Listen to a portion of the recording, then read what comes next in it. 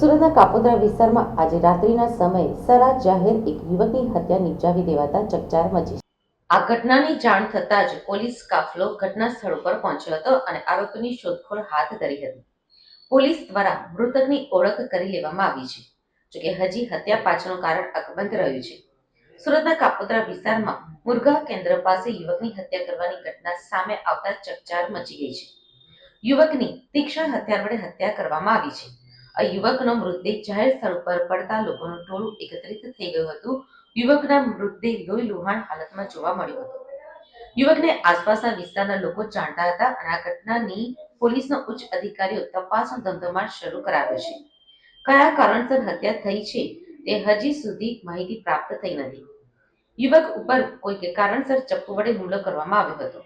અજાણ્યા ઈસમો દ્વારા આ હુમલો કરવામાં આવ્યો હોવાની હાલ ચર્ચાઓ થઈ રહી છે. ચપ્પુ વડે યુવક ઉપર ઉપરા છાપરી ઘા કરાતા ઋષિ ગુલાબચંદ પાંડે ઉર્ફે પંડિતનું મોત નીપજ્યું છે. યુવક ઉપર હુમલો કરી અજાણ્યા ઈસમો ફરાર થઈ ગયા હતા. આ બનાવની જાણ થતાં જ કાપોદ્રા પોલીસ ઘટના સ્થળ પર પહોંચી ઘટના સ્થળે ઉચ્ચ પોલીસ અધિકારી સહિત ટીમ પહોંચી ગઈ હતી અને ગુનો દાખલ કરી તપાસ શરૂ કરી છે. અજાણ્યા ઈસમને શોધવા માટે સીસીટીવી ચેક કરવામાં આવી રહ્યા છે તેમજ આસપાસના લોકોના નિવેદન પર લેવાના શરૂ કરાયા છે.